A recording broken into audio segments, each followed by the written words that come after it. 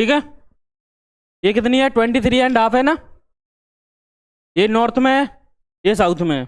इसके ऊपर जाएंगे तो क्या मिलेगा यहाँ पे, आर्कटिक सर्कल, आर्कटिक सर्कल। ठीक है, यहाँ पे क्या मिलेगा, पोल, इसे क्या कहेंगे, नॉर्थ पोल या उत्तरी बिंदु। ऐसे ही साउथ में आते हैं तो क्या मिलेगा यहाँ पे, अंटार्कटिक सर्कल, अंटार्कटिक सर्कल। और यहाँ पे कौन सा मिलेगा, साउथ पोल। मतलब कि जो अटलांटिक का महाद्वीप है ना, यहाँ से जो ये वाली जो ये कितनी होगी 66.5, ये इधर भी कितना होगा 66.5। मतलब कि ये जो रेखा है यहाँ से यहाँ तक लगभग सूर्य जो यहाँ पे तो क्या होता है कि आधे टाइम तक तो सीधी किरणें पड़ती हैं, 6 महीने तक। 6 महीने के बाद किरणें क्या हो जाती हैं, तिरछी हो जाती हैं। तो जैसे जैसे ऊपर जाते हैं तो क्या इधर टेम्परेचर कम होता जाता है। जब यहाँ पे हम इस वाले पे आते हैं आर्कटिक सर्कल पे, आर्कटिक सर्कल पे आते हैं तो यहाँ पर क्या है कि 24 घंटे में, मतलब कि 24 घंटे में एक ना एक दिन, मतलब कि एक बार क्या सूर्य सीधा चमकेगा। मतलब एक ना एक दिन किरणें जरूर पड़ेंगी वहां पे, किरणें जरूर पड़ेंगी। मतलब कि यहाँ पर तो 365 दिन पूरा समझ लो, 365 दिन में मतलब कि सूर्य यहाँ पर जरूर आएगा। पर ये वाले इलाकों में सूर्य क्या नहीं पहुंच पाता। यहाँ पे 6 महीने का दिन, 6 महीने की रात। उसका कारण क्या है कि जो पृथ्वी है वो झुकी हुई है 23.5 अपने अक्ष पे, अपने अक्ष पे झुकी हुई है ना। तो इसके कारण यहाँ पे क्या रहता है, 6 महीने की दिन और 6 महीने की रात, दोनों पोलों पे यहाँ पे। ठीक है, यहाँ पे 24 घंटे में एक बार सूर्य जरूर चमकेगा, मतलब कि साल भर में सूर्य जरूर आता है। यहाँ पे सूर्य की किरणें प्रॉपर तरीके से आ जाती हैं। यहाँ पे तो प्रॉपर पड़ती हैं सीधी, यहाँ पे मतलब कर्क रेखा है, मकर रेखा है, वो सीधी पड़ती हैं डायरेक्ट, मतलब कि सर के ऊपर पड़ती हैं एकदम। सूर्य कैसा होता है, सीधा होता है। इससे क्या है धीरे धीरे क्या हो जाते हैं, किरणें कम होती जाती हैं, तो यहाँ पे टेम्परेचर कम होता जाता है। ठीक है, इसके बाद अब देखो जैसे ही हम नीचे से ऊपर की ओर जा रहे थे तो क्या है टेम्परेचर बढ़ेगा यहाँ से इधर की ओर। जब जैसे ही हम यहाँ तक क्या रहा कर्क रेखा, मतलब कि ट्रॉपिक ऑफ कैंसर, यहाँ से क्या है टेम्परेचर कम होगा। टेम्परेचर कम होगा तो ये वाला क्षेत्र कौन सा हो जाएगा, उष्ण कटिबंधीय क्षेत्र, उष्ण कटिबंधीय क्षेत्र। और ये वाला हो जाएगा उपोष्ण कटिबंधीय क्षेत्र। ठीक है, मतलब कि यहाँ पे मतलब कि गर्मी के टाइम पे गर्मी ज़्यादा पड़ेगी, सर्दी के टाइम पे सर्दी ज़्यादा पड़ती है ना। जैसे ऊपर जाते हैं तो गर्मी का प्रभाव इतना कम हो जाता है, क्योंकि हम ऊपर से जा रहे हैं ना, सूर्य भाई 23.5 पे झुका हुआ है, इसके कारण। तो कर्क रेखा पहली बात तो अपन को क्या याद रखना है, ये कितने राज्यों से होकर गुजरती है। पहले अगर हम जब वर्ल्ड ज्योग्राफी पढ़ेंगे ना तो उसमें कर्क रेखा को देखेंगे कौन कौन से देशों से गुजरती है। इसमें क्या पढ़ेंगे हम, अभी इंडिया के बारे में जान रहे हैं, इंडिया के बारे में जान रहे हैं तो कितने राज्यों से होकर गुजर रही है। तो कौन कौन से राज्यों से होकर गुजर रही है, गुजरात, राजस्थान, मध्य प्रदेश, मध्य प्रदेश के बाद छत्तीसगढ़, झारखंड, झारखंड के बाद पश्चिम बंगाल, मिजोरम और त्रिपुरा। ठीक है, ये 8 राज्यों से गुजर रही है। ये रही ना, ये देखो इंग्लिश में देख लो कौन कौन से हैं, गुजरात, राजस्थान, मध्य प्रदेश, छत्तीसगढ़, झारखंड, वेस्ट बंगाल, त्रिपुरा और मिजोरम।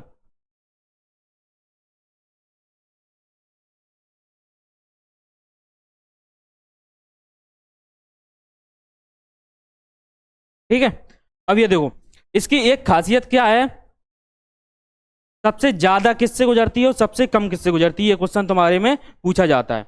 मतलब कि ऐसा कौन सा स्टेट है जहां पे सबसे लंबी सीमा टच करती है, लॉन्गेस्ट, लॉन्गेस्ट किससे करती है, एमपी से, मध्य प्रदेश।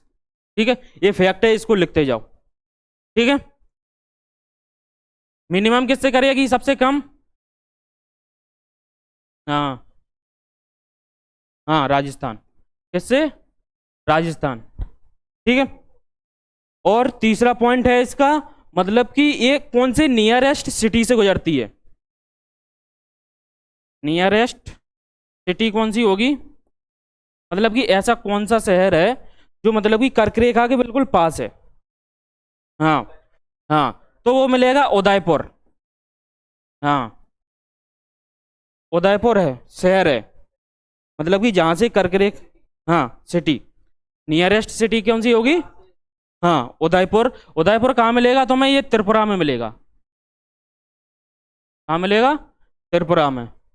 ठीक है, ये यहाँ पे ये समझ लो ये वाला पॉइंट, मतलब कि यहाँ पे एक उदयपुर सिटी है, यहाँ से क्या कर्क रेखा बिल्कुल पास से गुजरती है। उसमें पूछा जाता है क्वेश्चन में, मतलब कि दे देंगे तुम्हें कि कर्क रेखा ऐसे कौन से शहरों से बिल्कुल पास से गुजरती है, तो तुम्हें क्या लगाना होगा? उदयपुर। ठीक है, 3 पॉइंट हो गए। फोर्थ पॉइंट क्या होगा इसका? फोर्थ पॉइंट होगा जो एक नदी है यहाँ पर, माही नदी, कर्क रेखा को दो भागों में दो बार काटती है। मतलब कि पहले मध्य प्रदेश से काटती है, ऊपर की ओर बढ़ती है, जैसे ये गुजरात की ओर आती है तो क्या साउथ गुजरात में काटती है। तो जो माही नदी है वो कितने बार काटती है? कौन सी रिवर होगी? माही रिवर। माही रिवर हिंदी में भी लिख दूं, लिखते जाऊं। कर्क रेखा को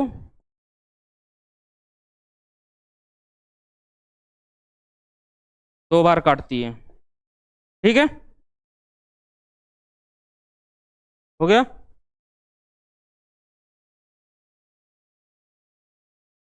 लॉन्गेस्ट है मध्य प्रदेश, मतलब कि किसकी सीमा किसके साथ लगती है सबसे ज्यादा, जो मतलब कि इतना किलोमीटर है ना ये पूरा, ये दिख रहा है। हाँ, दो बार काटती है। और अगर हम मकर रेखा की बात करते हैं तो मकर रेखा मिलेगी अपन को अफ्रीका में, वो लिम्पोपो नदी है। एक फैक्ट और है, लिम्पोपो नदी है ना वो अफ्रीका में दो भागों में बांटती है, जाम्बेजी नदी के किनारे। ठीक है, जब हम वर्ल्ड ज्योग्राफी पढ़ेंगे तो उसको भी हम दर्शाएंगे प्रॉपर तरीके से, कर्क रेखा से कौन सी काटती हैं नदियां, कौन से देश हैं। नहीं, ऐसा आया है ये, मतलब कि एमपी आया है, राजस्थान आया है, उदयपुर भी आया है और ये भी आया है। ये पीवाईक्यू के आधार पर ही हैं सभी, कोई एनडीए में आया है, कोई एसएससी में आया है। एनडीए में क्या है कि ऐसे क्वेश्चन पूछे जाते हैं, तुमसे उम्मीद की जाती है कि एक समझदार, मतलब कि एक कॉन्सेप्चुअल क्लियरिटी होना बहुत जरूरी है, क्योंकि अगर अपन को नहीं पता चलेगा तो कभी कभी पूछ लेता है कि यहाँ से, जैसे कि तुम्हें 4 शहर दे देंगे, यहाँ पे जैसे इसकी राजधानी दे दी, भोपाल दे दी, ठीक है, इधर कहीं और दे दिया, तो इसमें पूछ लेगा कि कौन सबसे पास में है, कौन सबसे दूर में है, लैटिट्यूड लॉन्गिट्यूड।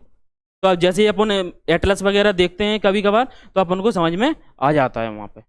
ठीक है, ये तो हो ही गया, कितने राज्यों से काट रही है, पहला पॉइंट ये हो गया। दूसरा पॉइंट क्या हो गया? सबसे ज्यादा किससे है, सबसे कम किससे है। ठीक है, तीसरा पॉइंट क्या होगा? कौन से शहर से काट रही है। फोर्थ पॉइंट कौन सा होगा? माही नदी, मतलब कि हाँ कितनी बार काटती है। मतलब कि 4 क्वेश्चन तुम्हारे यहाँ पे कंप्लीट हो चुके हैं।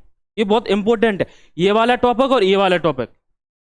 जो आईएसटी है ना, आईएसटी जीएमटी से लिंक होके पूछता है, जैसे इंडियन स्टैंडर्ड टाइम है ये। ठीक है, जैसे क्या कहते हैं, इंडियन स्टैंडर्ड टाइम, भारतीय मानक समय रेखा। ठीक है, भारतीय मानक समय रेखा। अब ये कितने राज्यों से काटती है, पहले ये देख लो, कौन कौन से 5 हैं? उत्तर प्रदेश, यूपी, मध्य प्रदेश, छत्तीसगढ़। छत्तीसगढ़ कहाँ से आ जाएगा? हाँ ये छत्तीसगढ़ है, तो छत्तीसगढ़, उड़ीसा और आंध्र प्रदेश। मतलब कि 5 कौन से हैं? पहला यूपी, ये एमपी, ये छत्तीसगढ़, ये उड़ीसा और ये कौन सा है? आंध्र प्रदेश। ये कोड याद रख लो, UMCOA। ठीक है, उत्तर प्रदेश, मध्य प्रदेश, छत्तीसगढ़, उड़ीसा और आंध्र प्रदेश, मतलब कि 5 राज्यों से होकर गुजरती है ये रेखा। ठीक है, ये कहां से होकर गुजरती है? ये यहाँ पर शहर है मिर्जापुर।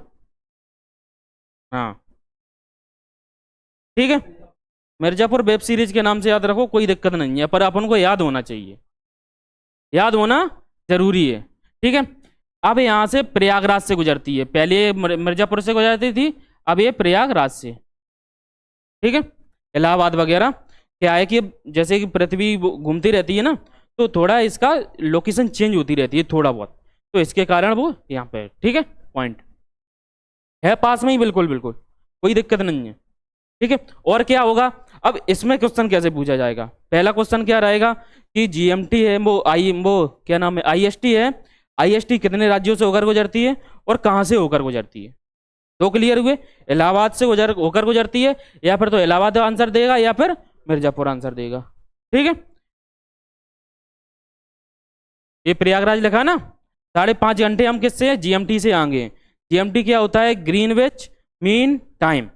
मतलब कि एक तो मैं वो दिखाते हैं, यहाँ पे बताया था क्या, ये देखो ये वाला जो लोग वो दिख रहा है ना तुम्हें, ये है GMT. GMT Greenwich mean time, मतलब कि एक लंदन शहर है, हाँ एक लंदन शहर है, वहाँ पे मतलब कि लोग आगे उन्होंने बैठक की, जो साइंटिस्ट वगैरह थे उस टाइम के, तो उन्होंने समय का निर्धारण किया। समय मतलब कि यहाँ से समय आगे होगा पीछे होगा उसका निर्धारण किया। तो यहाँ से हमने अलग अलग रेखाएं बना दी, जैसे कहते हैं देशांतर के आधार पर बनाई उन्होंने, क्योंकि पृथ्वी गोल है। तो उन्होंने कितना मांगा है, 360। एक रेखा पार करने में 4 मिनट का समय लगता है। 1 मिनट एक रेखा पार करने में कितना लगता है, एक देशांतर पार करने में 4 मिनट का समय लगता है। ठीक है, अब यहाँ से अपन कितने 68 आगे हैं ना, 68 डिग्री 7 पड़ा था, यहाँ पे 97 डिग्री 25 पड़ा था मिनट, पड़ा था ना। अब यहाँ से अब इससे इंटू कर लेंगे अपन, जैसे अगर इससे 68 × 4 करते हैं तो कितना हो गया, 2 हो गया, 3 हो गया, कितना हो गया, कितना हो गया, 24, 24 3। अब इसको कितने में 60 से भाग दे देंगे घंटे का, तो लगभग 5 घंटे के समथिंग आएगा ना, 5 घंटे के समथिंग आएगा। तो 5.5 घंटे हम आगे हैं इससे, जैसे कि हमारा जो जीएमटी है वो आईएसटी है ना, यहाँ से हम 5.5 घंटे आगे हैं। तो इसमें क्वेश्चन कैसा पूछा जाता है, जैसे तुम्हें यहाँ का टाइम दे दिया कि यहाँ पर 5:30 बज रहे हैं, तो जो अक्षांश देशांतर दे देगा 7 डिग्री 5 अक्षांश दे देगा, या देशांतर दे देगा, क्या दे देगा, देशांतर। देशांतर देगा कि वो बोलेगा कि यहाँ पे टाइम कितना हो रहा है, टाइम कितना हो रहा है, वो अपन को निकालना होगा। वो अपन कैसे निकालेंगे, अगर इधर आ रहे हैं तो अपन क्या करेंगे, माइनस करेंगे। अगर यहाँ के परिप्रेक्ष्य में पूछा है, अगर यहाँ के परिप्रेक्ष्य में पूछा है तो इधर प्लस करेंगे। जैसे हम इधर की ओर जाते हैं तो 12 घंटे प्लस इधर होते हैं, और इधर आ जाते तो 12 घंटे माइनस इधर होते हैं। मतलब कि एक टाइम पे हम एक जगह खड़े हो जाएं रूस के पास, मतलब कि रूस और अमेरिका के जो 180 गुजरती है, यहाँ पे ये वाली रेखा, इसे कहते हैं अंतर्राष्ट्रीय तिथि रेखा। अंतर्राष्ट्रीय तिथि रेखा पे अगर खड़े हो जाएं तो वहाँ पे अगर तुम हाथ भी फैला दोगे तो एक साइड 12 घंटे इधर हो जाएंगे, एक साथ 12 घंटे इधर हो जाएंगे। मतलब कि एक ही टाइम पे तुम 2 दिन देख सकते हो, एक दिन आगे भी जा सकते हो, एक दिन पीछे भी जा सकते हो। ये तुम्हारी क्वेश्चन पूछा गया है, यूपीएससी का सबसे फेवरेट टॉपिक है। यूपीएससी का मतलब कि क्वेश्चन हरदम आता ही है। तो मैं यहाँ की लोकेशन दे दी, जैसे यहाँ पे 12 बजा दिए, यहाँ पे कह दिया कि 5 बज रहे हैं या 7 बज रहे हैं, तो कितना टाइम का अंतर होगा, वो कौन सा अक्षांश होगा, समझ रहे। हाँ, क्योंकि ये क्लियरिटी है तो अपन को पता है। जैसे कि यहाँ पे 12 बज रहे हैं, 12 बज रहे हैं तो पीछे जाएंगे तो माइनस कर देंगे, जितना माइनस करेंगे उतना देशांतर निकाल देंगे।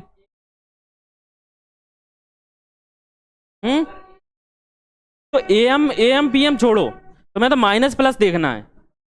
हाँ एम पीएम, तो एम पीएम क्या करोगे देख के, नहीं पूछेंगे, वह कहेगा कि सुबह के 12 बज रहे हैं।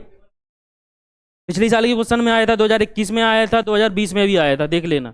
हमने एक्सप्लेनेशन भी कराया है, जो हमने वो एमसीक्यू सीरीज डाली है ना एनडीए की, 2 पेपर डाले हैं, तो उसमें देखना दोनों पेपर में दोनों ईयर पूछेगा, मतलब पेपर फर्स्ट में भी पूछा गया, पेपर सेकंड में भी एनडीए का। ठीक है, नहीं वो रिकॉर्ड हो गई थी, रिकॉर्ड होकर डल गई है। ठीक है, अब ये क्लियर होगा अपन को आईएसटी क्या होता है, इंडियन स्टैंडर्ड टाइम। ये जीएमटी से कितने आगे है, 5.5 घंटे आगे है, और कितने राज्यों से होकर गुजर रहा है, और क्या।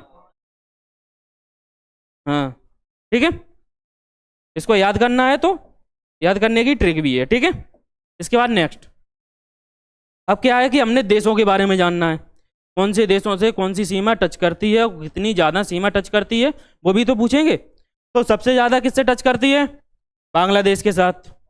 पहले देश जान लेते हैं, उसके बाद प्रॉपर तरीके से वो जान लेंगे। पहले बांग्लादेश के साथ सीमा टच कर रही है, और किसके साथ, म्यांमार के साथ, भूटान, नेपाल, चाइना, पाकिस्तान और अफगानिस्तान। ये कितने राज्य, कितने देश होगा, 1 2 3 4 5 6 7। मतलब कि पहली एक पॉइंट तो याद, मतलब कि बारीकी अपन को देखना है, क्वेश्चन बाहर ना जाए, समझ में आया। अगर अपन को यही पूछ लिया कि कितने सीमा कितने देशों से टच करती है। अपन ने तो वो याद किए थे, एक आध इधर उधर हो गया तो अपन 6 लगा के आ गए, आया हुआ क्वेश्चन गलत हो गया। तो इसलिए ऐसा ना हो जल्दी में, तो अपन एक एक चीज पे देख रहे हैं। पहली बात अपन को क्या रखना है, 7 देशों से टच करती है। 7 देश कौन कौन से हैं? पाकिस्तान है, अफगानिस्तान है, चाइना है, नेपाल है, भूटान है, और कौन सा है? म्यांमार है और बांग्लादेश है। ठीक है। अब सबसे ज्यादा सबसे कम किससे, ये याद कर लो। बचपन में एमबीए किया या चाइल्डहुड में एमबीए किया, ये रहा dead MBA in childhood.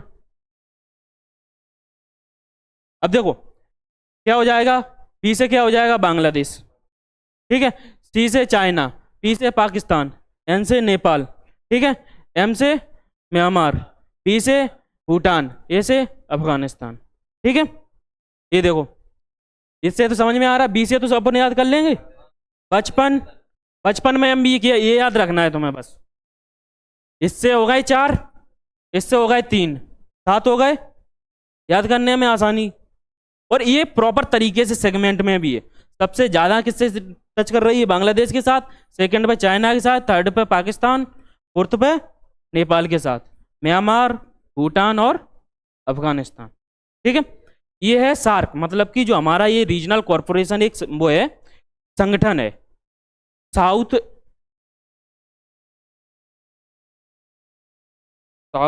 Association, क्या नाम है इसका? फुल फॉर्म है south Asian association of regional corporation. हाँ, सार्क। ठीक है। तो इसमें कितने देश हैं ये भी पूछ लेता है। पाकिस्तान, नेपाल, वो पाकिस्तान है, और कौन सा है? इंडिया है। मतलब कि ये वाले कंट्रीज, ये छोड़, ये वाले चाइना छोड़ के ये सभी कंट्रीज किस में आएंगे? सार्क में आएंगे। ठीक है। ये याद रख लो बस। क्या है कि अपन को एक तो फुल फॉर्म पता होना चाहिए, और क्या? देशों के नाम, ये याद रखो बस तुम। चाइना को छोड़ के वो अलग हो जाता है ना, ईस्ट में चला जाता है, ये साउथ का ही है ना। हाँ,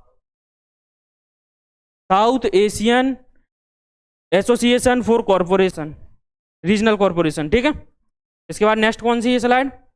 ये देखो, तीसरा पॉइंट होगा कि हमारी कितनी सीमा टच कर रही है। कितनी कर रही है? 15,200। कितनी कर रही है? 15,200, 50,200। ठीक है। सबसे ज़्यादा बांग्लादेश के साथ, सबसे कम चीन, ठीक, चाइना, पाकिस्तान, नेपाल, भूटान और कौन सा है? अफगानिस्तान। ये देखो सबसे ज़्यादा कितनी है?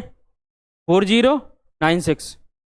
इसके बाद पॉइंट कोई याद नहीं रखो, कोई दिक्कत नहीं है। ठीक है। इसको याद रखना है बस। अपन को इतना भी याद आ रहा है, 4,000 से प्लस है तो कोई दिक्कत नहीं है। पूछते हैं, ऑर्डर में पूछते हैं। तुम्हारे में कैसे पूछा जाएगा? जैसे बांग्लादेश लिख दिया, ठीक है, फिर लिख दिया चाइना, फिर लिख दिया म्यांमार, फिर लिख दिया भूटान। असेंडिंग डिसेंडिंग ऑर्डर आता है। ठीक है। तो ये बस तुम्हें याद रखनी चाहिए बस। कितनी तो टॉप 3 तो रखो ही, बांग्लादेश, चीन और पाकिस्तान। बांग्लादेश, चीन और पाकिस्तान। बचपन में एमबीए किया, उससे याद रखो बस। ठीक है। ये देखो, ये इंग्लिश में रही तुम्हारी। ठीक है। ये स्लाइड तुम्हें मिल जाएगी, तो इससे क्या तुम नोट्स भी बना सकते हो, लिखते जाओ साथ में। इसके बाद है, हमने उसके बारे में जान ली, देशों के बारे में जान लिया। देशों के बाद हम किस में आएंगे? अब कोई कोस्टल लाइन भी तो टच करेगी इंडिया की। कोस्टल लाइन किन किन से टच कर रही है? कौन सी है ये? कौन सा राज्य है? गुजरात है। वो कौन सा है? महाराष्ट्र। ये वाला कर्नाटक, ये केरल, ये तमिलनाडु, ये आंध्र प्रदेश, ये उड़ीसा, ये वेस्ट बंगाल। कितने राज्य हो गए? 9 हो गए। और यूनियन टेरिटरी कितनी होंगी यहाँ पे? 8 हैं। पर कितने से टच करेगी? एक तो ये हो गया लक्षद्वीप, यूनियन टेरिटरी है। दूसरा है दमनदीप, यूनियन टेरिटरी है। अंडमान निकोबार, यूनियन टेरिटरी है। और पौंडुचेरी। मतलब कि पहला फैक्ट याद रखना है कि ये 9 राज्यों से होकर गुजरती है और 4 यूटी से होकर गुजरती है। ठीक है। हाँ, सबसे ज्यादा किसके साथ टच करती है वो भी देखो। किसके साथ? गुजरात के साथ, फिर तमिलनाडु के साथ, आंध्र प्रदेश, महाराष्ट्र और केरल। ठीक है, और केंद्र शासित अगर प्रदेश में पूछता है तो सबसे ज्यादा किससे करती है? अंडमान निकोबार से। कितनी टच करती है? 3083। ठीक है, इसकी कितनी करती है? 2340। ठीक है, इसके बाद ये देखो, ये इंग्लिश में देख लो। ठीक है, सेम टू सेम है, सब चीजें हैं। गुजरात, तमिलनाडु, आंध्र प्रदेश, महाराष्ट्र, केरला। ठीक है, अंडमान निकोबार की सबसे ज्यादा है। हाँ, अब ये पेनिनसुलर रीजन क्या होता है? पेनिनसुला जो मतलब कि प्रायद्वीपीय भारत क्या होता है? प्रायद्वीपीय भारत वो होता है मतलब कि जो तीन ओर से किससे? वाटर बॉडीज से घिरा हो। क्या लिखा है? Land mass is surrounded by water of three sides. मतलब कि थ्री साइड है ना, ये 1 2 3, तीन साइड से अगर उससे घिरा है तो इसे क्या कहेंगे हम? प्रायद्वीप या पेनिनसुला। ठीक है, प्रायद्वीप या पेनिनसुलर। इसके बाद केप क्या होता है? केप, प्रायद्वीप का तो इंडिया पेनिनसुला है, पूरा इंडिया का भाग दिख रहा है। अब केप क्या होता है? इसे कहते हैं हिंदी में अंतरीप। मतलब कि वह भूमि का टुकड़ा जो मतलब कि सकरा होके पानी से जुड़ा हो। सकरा है ना ये, तो बिल्कुल देखो, ये दिख रहा है ना इसकी संरचना, मतलब कि सकरा बिल्कुल बहुत संकीर्ण। क्या लिखा है? Narrow piece of land. क्या लिखा है? एक्सटेंडिंग इनटू द सी, मतलब कि समुद्र की ओर जा रहा है, तो इसे क्या कहेंगे हम? केप या अंतरीप। हाँ, तो इसका एग्जाम्पल क्या है? कन्याकुमारी। केप कोमोरिन का नाम सुना होगा यहीं पे, केप कोमोरिन। ठीक है, यहाँ पे केप कोमोरिन एक जगह है, तो मतलब कि ये 2004 की सुनामी में डूब गया था। ठीक है, इसके बाद हम कन्याकुमारी को स्थल का बिंदु मानते हैं ना, सबसे लास्ट का। ये सेम टू सेम है। ठीक है,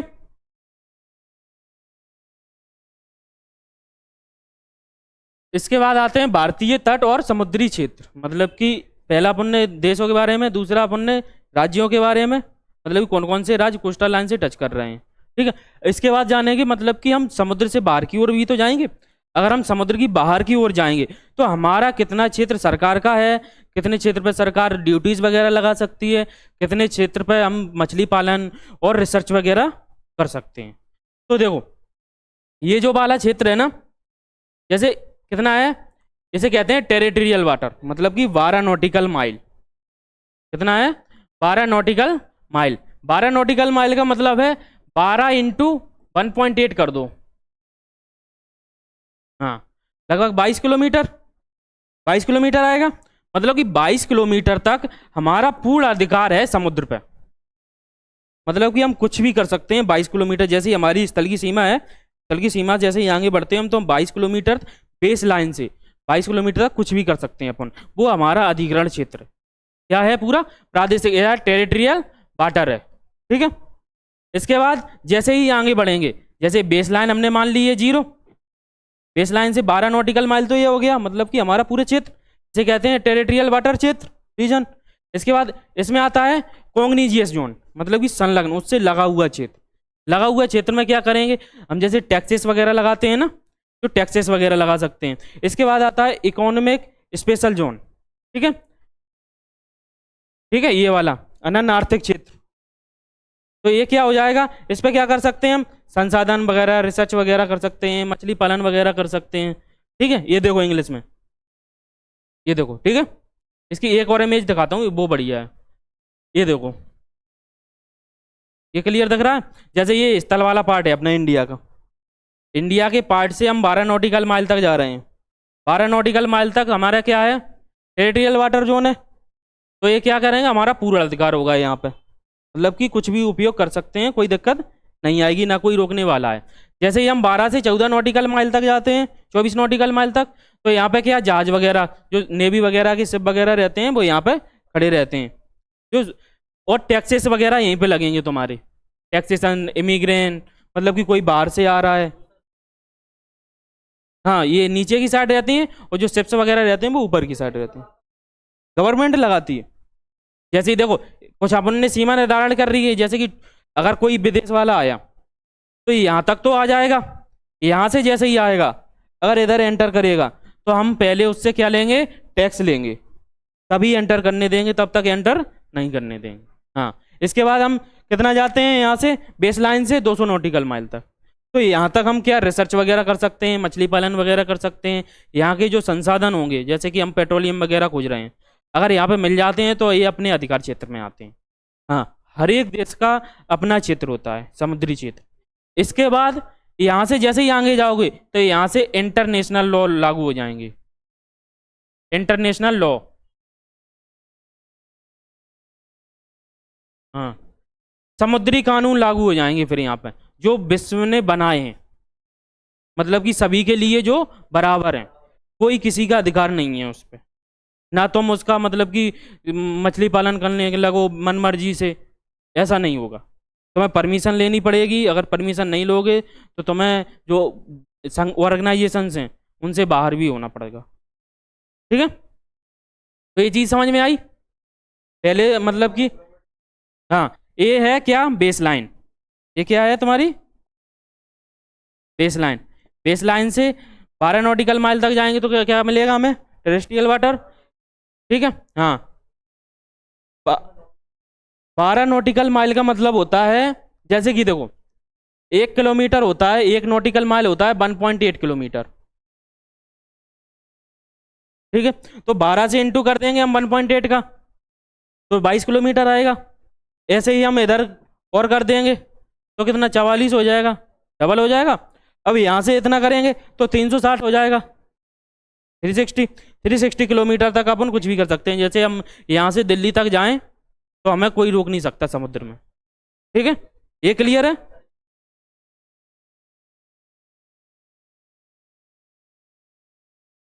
हाँ, उन्हें भी परमिशन लेनी पड़ती है। जैसे कि अगर तुम इंटरनेशनल यहाँ पे जहाज खड़े नहीं कर सकते, तुम किसी के अपने जहाज नहीं कर सकते, परमिशन होगी तभी कर सकते हो। तुम यहाँ से गुजर सकते हो, यहाँ से गुजर सकते हो। जैसे ही तुम दूसरे सीमा की देश से टच करोगे तो वहाँ पे टैक्सेशन आ जाएगा। तो सेम लॉ है हर जगह। ठीक है, ये 3 याद रखना। ठीक है, EEZ और कॉग्निजेशन वो जोन और टेरिटोरियल वाटर जोन। ठीक है, इसके बाद ये देखो, ये क्या है, मतलब कि हमारे पास स्टेट हैं, मतलब कि अलग अलग कोई चैनल होंगे जो एक दूसरे को जोड़ रहे हैं या एक दूसरे को अलग कर रहे हैं। चैनल क्या होते हैं, या फिर तो किसी 2 वाटर बॉडीज को जोड़ें, या फिर 2 स्थल खंड को अलग करें, मतलब कि या लैंड एरिया को सेपरेट करें या वाटर बॉडीज को जोड़ें। तो वो कौन कौन से हैं, जैसे Kutch of gulf of Kutch है ना, मतलब कि खंबात की खाड़ी मिलेगी तुम्हें यहाँ पर। क्या है कि ये इंपॉर्टेंट पॉइंट है यहाँ पे, मतलब कि हम यहाँ से व्यापार वगैरह करते हैं। जैसे कच्छ ऑफ खंबात है, यहाँ से हम नमक वगैरह का जब से ज़्यादा वो करते हैं, निर्यात वगैरह करते हैं। यहाँ पे शिप वगैरह खड़े होते हैं, कांडला वगैरह पोर्ट है यहाँ पे, मिल जाएगा तुम्हें। ठीक है, खाड़ी क्या होती है, खाड़ी होती है मतलब कि 3 ओर से किससे, यहाँ पे देखो 3 ओर से किससे गिरी है, स्थल भाग से, स्थल भाग से गिरी। 3 ओर से कहाँ गिरी है, ये देखो यहाँ पे स्थल मिल रहा है, यहाँ पे स्थल मिल रहा है, यहाँ पे स्थल मिल रहा है, तो इसीलिए तो इसे क्या कहना है, Kutch of gulf, Kutch of. ठीक है, गल्फ ऑफ कच्छ। अब इसको ये क्या कहलाती है, बे ऑफ बंगाल। खाड़ी दोनों ही है, पर इसमें बे लगा है, इसमें गल्फ लगा है। खाड़ी तो दोनों ही है ना। अब ये गल्फ क्यों लगा है, क्योंकि ये स्थल से 3 ओर की से गिरी है, और इसमें वो क्यों लगा है, क्योंकि ये पानी से 3 ओर से गिरी हुई है। ठीक है, अब मतलब कि बे किसे कहते हैं और गल्फ किसे कहते हैं, क्लियर हुआ। ठीक है, इसके बाद कौन सा मिलेगा, 9 डिग्री चैनल। 9 डिग्री चैनल मतलब किसके आधार पर बांटा होगा, उन्होंने अक्षांशीय आधार पर बांटा होगा। जैसे हम 8 है, 8.4 था यहाँ पे, 8.4 से ऊपर जा रहे थे हम, 8. यहाँ से क्या है हमारा 9 डिग्री चैनल है। तो वो किस किस को अलग करता है, तो पहला पॉइंट रखना है अपन को, लक्षद्वीप और मिनिकॉय। ठीक है, 8 डिग्री चैनल किसको अलग करता है, मालदीव और मिनिकॉय। देखो मालदीव हो गया M1, ठीक है, मिनिकॉय हो गया M2। मालदीव और मिनिकॉय को कौन अलग कर रहा है, 8 डिग्री चैनल। ठीक है, इसके बाद कौन सा कर रहा है, मिनिकॉय और लक्षद्वीप, L1, M1 M2 और L1। 3 पॉइंट याद रखने हैं, तो ये तीनों क्या हो जाएंगे, एल से हो जाएगा लक्षद्वीप। लक्षद्वीप और मिनिकॉय को अलग कौन कर रहा है, ठीक है, 9 डिग्री, और 8 डिग्री किसको कर रहा है, मालदीव और मिनिकॉय को, ठीक है। इसके बाद इधर आते हैं, एक यहाँ पे मिलेगा तुम्हें पाक स्टेट, जो इंडिया और श्रीलंका को अलग करता है, ठीक है, और जोड़ता किसको है, यहाँ पे बे ऑफ बंगाल है, और यहाँ पर क्या है, अरेबियन सी, तो एक दूसरे को जोड़ देता है, ठीक है। इसके बाद यहाँ पे मिलेगा ये आपको 10 डिग्री चैनल। 10 डिग्री चैनल किसको, अंडमान और निकोबार को अलग करता है, ठीक है। इसके बाद कौन सा है, कोको चैनल, जो यहाँ पे कोको चैनल मिलेगा, जो मतलब कि म्यांमार और किसके बीच में है, म्यांमार और इंडिया के बीच में, अंडमान निकोबार के बीच में, ठीक है। पूछा जाता है कि ये इंपोर्टेंट है, ठीक है, ये पूछा जाता है। Coco island, Coco channel, Coco island, island के नाम से भी, क्योंकि यहाँ पे जो विवाद होते रहते हैं हमारे, तो उन्हें कोको आइलैंड हरदम न्यूज में रहता है। इसके बाद आता है दक्कन पासेस, ठीक है, ये किसको अलग करता है, साउथ अंडमान और लिटिल अंडमान, मतलब कि कनेक्टिविटी के लिए है नॉर्मल। हाँ बस, मतलब कि जैसे कि अगर किसी को, जैसे कि हम किसी को बांटना हुआ, उत्तरी अंडमान, दक्षिणी अंडमान, नॉर्थ अंडमान, तो इसको बांटेंगे अपन तो कैसे, कुछ नाम तो देंगे ना, और कोई स्पेशल पॉइंट है ये तो इसीलिए हमने, अब जैसे ग्रेट निकोबार है, ये वाला रीजन इतना इंपॉर्टेंट है कि यहाँ पर लगभग 60% व्यापार यहीं से होता है। अगर हम ईस्ट की ओर कनेक्टिविटी करते हैं, अगर इससे इधर चले जाएंगे तो हमें यहाँ परमिशन लेनी ही पड़ेगी, अगर यहाँ नहीं लेंगे तो हम ऊपर उधर जा ही नहीं सकते, नैरो स्टेट है, ठीक है। ये क्लियर हुआ। इसके बाद है मतलब कि हमारे कौन से देशों के साथ कौन से विवाद वगैरह चल रहे हैं। तो सबसे पहले पाकिस्तान के साथ, पाकिस्तान मतलब कि सबसे, हाँ कुछ भी कह लो, ठीक है, आदत नहीं जाएगी लड़ने की, ठीक है। तो पहली बात तो अपन को क्या रखनी है, लाइन याद रखनी है, कौन सी है, red Cliff line, red Cliff, हाँ बता रहा हूँ, ये रेड क्लिफ लाइन कहाँ से मिलेगी तुम्हें, ये यहाँ से मिलेगी, इधर से गुजरात से जाएगी ये वाले रीजन में, और ये यहाँ तक जाएगी, ठीक है। ये वाली लाइन कौन सी होगी, रेड क्लिफ लाइन। कितनी सीमा, ये कब कब खींची गई थी, 1947 में।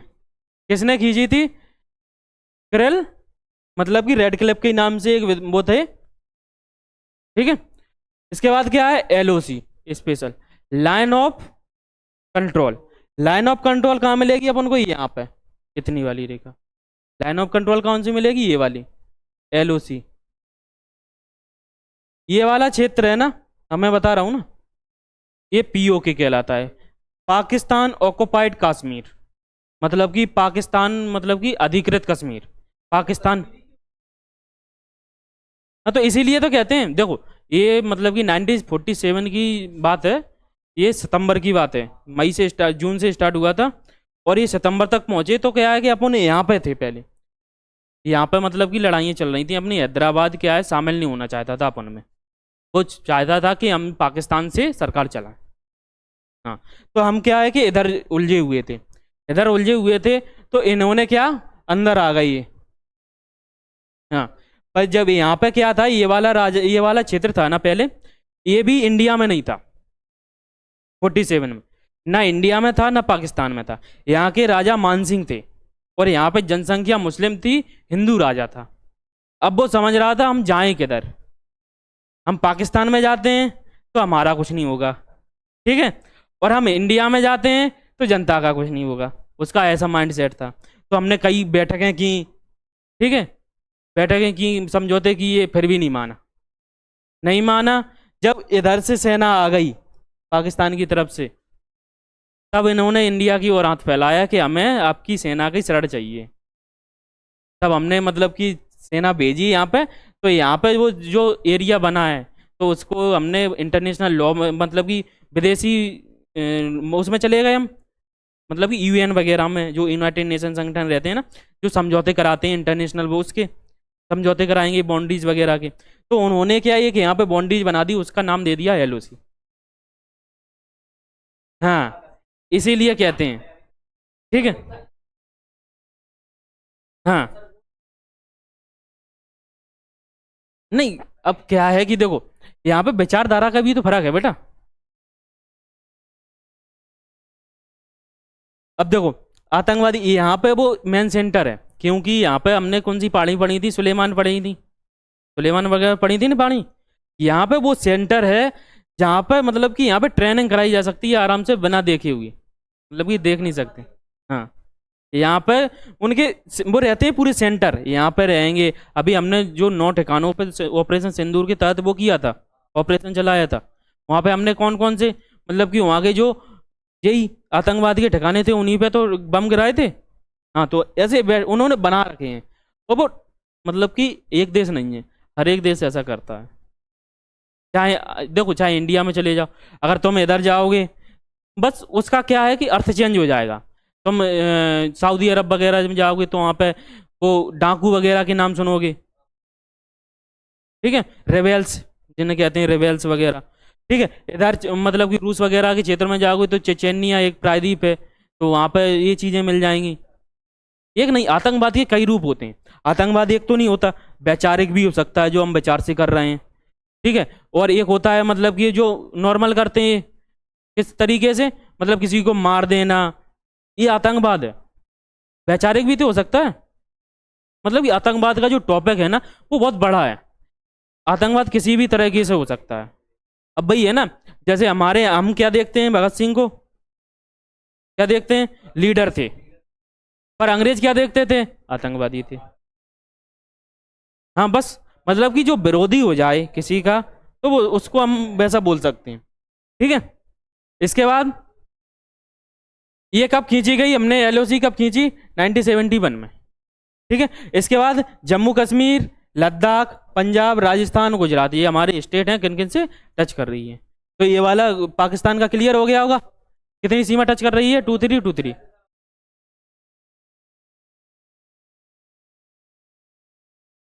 हाँ बिल्कुल। अब जैसे कि ये वाला रीजन है, ये वाला रीजन दिख रहा है ना तुम्हें, ये वाला, ये पाकिस्तान वो चाइना अपना डिनोट करता है कि हमारा क्षेत्र है। हाँ बनाता है, बिल्कुल बनाता है, ठीक ऐसा ही है, ठीक है। ये क्लियर हुआ। इसके बाद चाइना के साथ, चाइना के साथ भी विवाद है हमारे। पहली बात तो रेखा कौन सी गुजर रही है, मैकमोहन रेखा, ठीक है। ये 1914 में हमने शिमला एग्रीमेंट किया है, वो अरुणाचल प्रदेश वाले क्षेत्र में गुजरती है। ये वाले रीजन में कौन सी गुजरती है, मैकमोहन रेखा, ठीक है। तो कितनी लंबाई है इसकी, 2488 किलोमीटर, ठीक है। इसके बाद स्पेशल लाइन, मतलब कि यहाँ पे एक लाइन है एलओसी, यहाँ पे कौन सी मिलेगी, एलओसी नहीं LAC, line of actual control, मतलब कि वास्तविक रेखा। जैसे देखो हिंदी में देखो, ये रही वास्तविक नियंत्रण रेखा। अगर तुम्हें वो उसके बारे में जानना था, वो कौन सी है, देखो एलओसी, लाइन ऑफ कंट्रोल, मतलब कि निर्धारित रेखा, मतलब कि हमने ये तो निर्धारित की है ना 1971 में, ठीक है।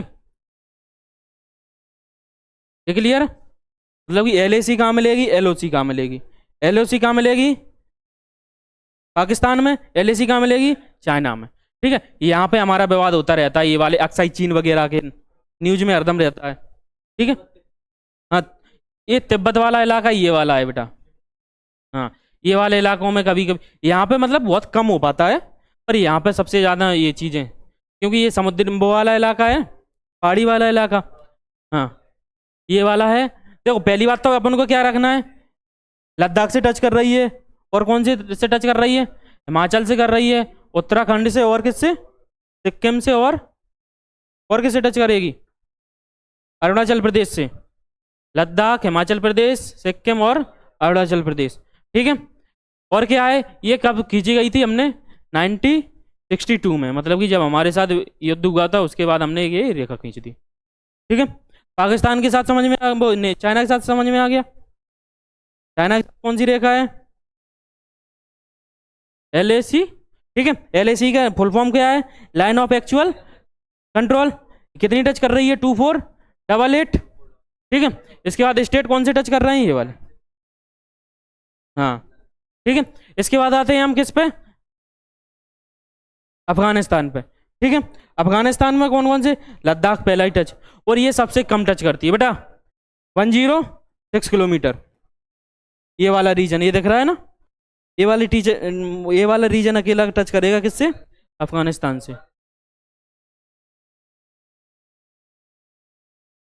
हाँ, अब पाकिस्तान पूरा ही इलाका टच करता है। लड़ाइयाँ चल रही हैं अभी, एक दूसरे पे मिसाइल फेंक रहे हैं। अभी पाकिस्तान ने गिरा दिए, पाकिस्तान ने तो हॉस्पिटल पे गिराया है उनके। हाँ, मतलब कि शायद एक, मतलब जाने कितनी लड़कियां मारी गई हैं वहां पे। हाँ ठीक है, ये क्लियर, 3 के हो गए क्लियर। इसके साथ कौन सी सीमा है, कितनी सीमा है और कौन सा विवाद है नॉर्मल।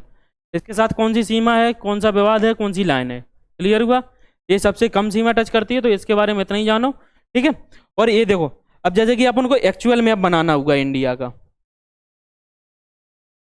अगर एक्चुअल मैप बनाएंगे ना,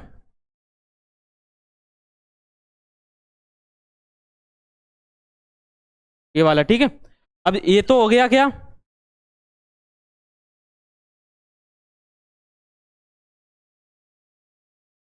LAC, मतलब कि इंडिया को ऐसा बनाना पड़ेगा फिर हमें।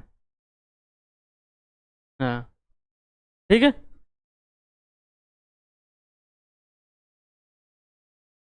नहीं होगा नहीं बेटा।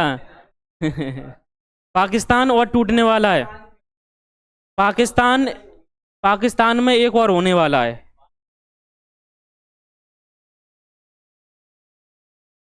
ठीक है, इसके बाद ये देखो, अब हम अब हम किसके बारे में जान रहे हैं? भारत और बांग्लादेश। बांग्लादेश पहले पूर्वी पाकिस्तान के नाम से जाना जाता था, मतलब कि ये पाकिस्तान का ही पार्ट था। 1971 में लड़ाई हुई यहाँ पे। ठीक है, तो हमने जो इंडिया से सहायता दी थी, तो इंडिया ने समर्पण कराया। उस टाइम पे जनरल मोनेक्सो इन्होंने कराया था। हाँ, सैम मोनेक्सो।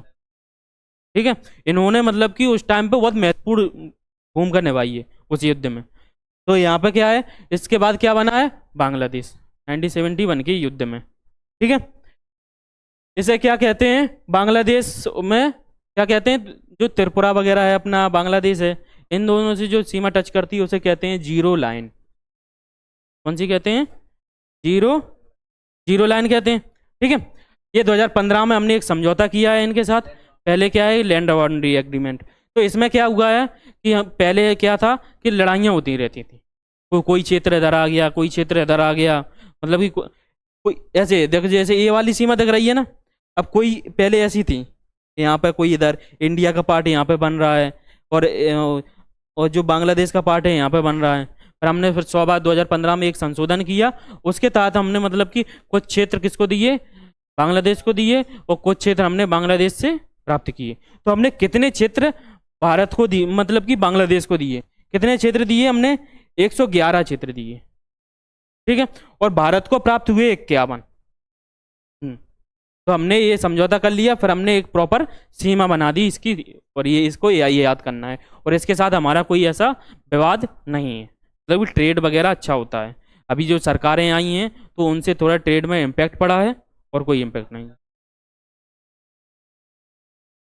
ठीक है, राज्य कौन कौन से टच कर रहे हैं? पश्चिम बंगाल, मेघालय, त्रिपुरा और असम। इंग्लिश में देख लो। ठीक है, ईस्टर्न बॉर्डर। ठीक है, तो अब 100 कॉन्स्टिट्यूशन अमेंडमेंट किया। ठीक है, इतने टोटल एरिया कितना है? सबसे ज़्यादा भी है। ठीक है, कौन सी लाइन गुजर रही है? Zero line. ठीक है, 2015 में लैंड बाउंड्री एग्रीमेंट किया हमने। ठीक है, ये सेम टू सेम है, मतलब कि हमने जो इंक्लेव वगैरह का आदान प्रदान किया है, तो हमने, हमें कितने मिले? 51, और उन्हें कितने दिए हमने? 111। ठीक है, अब इसके बाद ये कौन से हैं? देखो, वेस्ट बंगाल हो गया, मेघालय हो गया, त्रिपुरा हो गया, और कौन सा हो गया? असम हो गया। ये 4 राज्य टच कर रहे हैं। इंडिया पावरफुल है, उसमें पूछने की क्या जरूरत है? कोई नहीं है, वो तो हाइप बनाई गई है, कुछ नहीं है। अभी पाकिस्तान में खाने के लिए दूभर हो रहे हैं लोग, मतलब कि वहाँ पे जो महंगाई है ना, बहुत ज़्यादा बढ़ चुकी है। ठीक है, वहाँ पे प्रॉपर इंफ्रास्ट्रक्चर नहीं है जितना अपने यहाँ पे है। अभी बहुत पीछे है वो, उसकी टेंशन नहीं लो। कोई एजेंसियाँ वगैरह नहीं है ऐसी जिनसे ऐप बनाई जा रही है। ठीक है, इसके बाद हमने किसके बारे में पढ़ना है? नेपाल के बारे में। नेपाल के बारे में हमारा विवाद होता रहता है। थोड़ा बहुत। क्यों हुआ है अभी ये नया विवाद है? हमने क्या है कि पहली बात तो खुली सीमा है, कहीं भी कोई वीजा नहीं लगता है यहाँ पे। नेपाल कोई भी जा सकता है बिना वीजा के घूमने। ठीक है, पहली बात। दूसरी है, ये हमारा विवाद किसके कारण है? ये दो क्षेत्र हैं, एक काला पानी, लेपू लेक और लिम्पियादोरा। जब मतलब कि इन्होंने एक मैप जारी किया था 2000, कब किया था? 2020 में। 2020 में उन्होंने एक मैप जारी किया अपना। तो उसमें क्या है, भारत के चित्र दिखा दिए। जो यहाँ पे एक काली नदी मिलेगी तुम्हें, यहाँ पे काली नदी के किनारे मतलब कि 3 क्षेत्र दिखा दिए। उसके 3 क्षेत्र के नाम थे काला पानी, लेपू लेक और लिम्पियादोरा। लेपू लेक अपना एक दर्रा भी है। हाँ, तो इसके कारण थोड़ा बहुत विवाद हुआ है। हाँ? दर्रा होता है मतलब कि कोई क्षेत्र, मतलब कि अपन गुजर सकें किसी से, पास हो, पास। हाँ, हाँ, पहाड़ों के बीच का रास्ता, उसे ही कहते हैं दर्रा। ठीक है, ये क्लियर हुआ। इसके साथ सीमा कितनी टच कर रही है? 1751। ठीक है, और अभी यहाँ पे बालन साहब वो बने हैं। अभी तख्ता पलट हुआ था ना, मतलब कि वहाँ की सरकार को पूरा तहस नहस कर दिया। ये ओली साहब थे, उनकी जगह कौन आया है? बालन साहब। उन्होंने मतलब कि वीआईपी सिस्टम खत्म कर दिया। जो स्कूल सिस्टम था मतलब कि 5वीं तक कोई परीक्षाएं नहीं होंगी। ठीक है, और कोई मतलब कि जो नेता वगैरह हैं वो कोई सिक्योरिटी वगैरह नहीं रख सकता। हाँ, प्रॉपर तरीके से। हाँ, वैसे ही चलो, ये सही बात है। क्योंकि जैन जी ने अभी जो प्रोटेस्ट किया था, सभी नेताओं विदेश भागना पड़ा। मेन कारण क्या था कि उनकी सोशल मीडिया पोस्ट वगैरह, वहाँ पे करप्शन वगैरह बढ़ चुका था। सोशल मीडिया पोस्ट मतलब कि जो नेता वगैरह थे वो क्या, उनके लड़के विदेशों से फोटो डाल के इधर दिखा रहे थे नेपाल में, सोशल मीडिया पे पोस्ट करते जा रहे थे। तो दिमाग में क्या है कि यहाँ पे तो कुछ और महंगाई बढ़ती जा रही है, नेपाल में महंगाई बढ़ती जा रही है, जनता परेशान। जनता परेशान है तो जो मतलब कि 2000 के जन्म के बाद के जितने भी युवक हैं, 1998 96, इन लोगों ने अच्छा मतलब कि जैन जी प्रोटेक्शन वो कहते हैं प्रोटेस्ट, पूरी सरकार को ही हिला दिया। ठीक है, इसके बाद है भारत भूटान। भारत भूटान 699। ठीक है, और ये हमारे साथ कोई विवाद नहीं है। विवाद कब होता है? जब हमारा पाकिस्तान वो चाइना के साथ विवाद होता है, डोकलाम विवाद। मतलब कि जो डोकलाम क्षेत्र है ना, वो ट्राई जंक्शन पर है। ये वाला रीजन है ना, ये वाला, ये यहाँ पे चाइना आ गया, यहाँ पे भूटान आ गया, यहाँ पे इंडिया आ गया। ये ट्राई जंक्शन पे हमारा कभी कभी विवाद होता रहता है बस, इसके अलावा कोई विवाद नहीं है। इसके बाद है भारत में हमारे का 1643 किलोमीटर, नहीं आ गए होंगे। ठीक है, 1643 किलोमीटर। ठीक है, इसके बाद हमने क्या किया, फ्री मूवमेंट रिजिम की एक हमने वो की है। तो हम क्या है कि जो ये वाला क्षेत्र है ना, म्यांमार माला, हम 24 किलोमीटर मतलब 16 किलोमीटर 24 घंटे में आ जा सकते हैं। हाँ, 16 किलोमीटर तक अंदर आ सकते हैं कोई भी, और हम भी जा सकते हैं। नहीं, अभी भी कोई नहीं है। ठीक है, कोई भी कैसे भी जाए, बस तुम्हारा आधार कार्ड अकेला लगेगा बस। जो यूपीएससी की परीक्षा होती है उसमें तो फॉर्म भरते हैं नेपाल वाले, गोरखा का रेजिमेंट वगैरह रहती है। हाँ, तो फॉर्म तो वही भरते हैं ना, भूटान के भरते हैं। ठीक है, और ये कौन कौन से देश टच कर रहे हैं, वो राज्य टच कर रहे हैं? अरुणाचल प्रदेश, नागालैंड, मणिपुर, मिजोरम। अरुणाचल प्रदेश, नागालैंड, मणिपुर और मिजोरम। ठीक है, ये क्लियर हुए हमारे सातों। इसके बाद क्या है, ये खत्म कर देते हैं, अभी थोड़ा बहुत और रह गया। ठीक है, ये तो हमने पढ़ ही लिया। ठीक है, यहाँ पे एडम्स ब्रिज वगैरह है, ये तो छोड़ो। क्या? हाँ, हाँ, हाँ, ठीक है, उसी कहते हैं पम्बन चैनल या रामेश्वरम ब्रिज या आदम ब्रिज। ठीक है, और एक यहाँ पे मतलब कि श्रीलंका के साथ कौन सा विवाद है? श्रीलंका के साथ हमारा विवाद मतलब कि लगभग स्टार्ट हुआ 74 में। 74 से पहले थोड़ा बहुत विवाद चल रहा था। 70 क्या है कि ये वाला क्षेत्र है ना, यहाँ पे मिलेगा तुम्हें, ये कच्चा थीवू द्वीप यहाँ पे मिलेगा। यहाँ पे क्या है, मछली पालन अच्छा होता है। अगर मछली पालन अच्छा होता है तो मछुआरी वगैरह जाते हैं, मछुआरे वगैरह जाते हैं। तो यहाँ पे को दोनों की सीमा टच कर रही है, दोनों की सीमा टच करेगी तो क्या है, लड़ाइयाँ होती रहती हैं एक दूसरे में। तो हमने 1974 में किसको किसको सौंप दिया, श्रीलंका को। ठीक है, तो अब इतना कोई विवाद है नहीं है इसके साथ। ठीक है, ये रहा 74 एग्रीमेंट हुआ था 1974 में कच्चा द्वीप आइलैंड के साथ। इशू कोई मतलब कि हमने फिशमैन वगैरह रहते हैं उसका विवाद था। ये अपन कल पढ़ लेंगे थोड़ा। ये खत्म हो गया तुम्हारा यहाँ पे। ठीक है, टार्क वगैरह देख ही लिया अपन ने। ये यहाँ पे तुम्हारा चैप्टर मतलब कि एक चैप्टर फिनिश हो जाएगा। मतलब कि हमने क्या क्या जान लिया देशों के बारे में। नहीं, तुम्हें बुकलेट मिलेगी, उसमें सब कुछ लिखा है। बुकलेट मिल जाएगी आज तुम्हें, प्रिंट आउट होके तुम्हें मिल जाएगी। ठीक है, ये क्लियर हो गया पूरा चैप्टर, कोई डाउट वगैरह?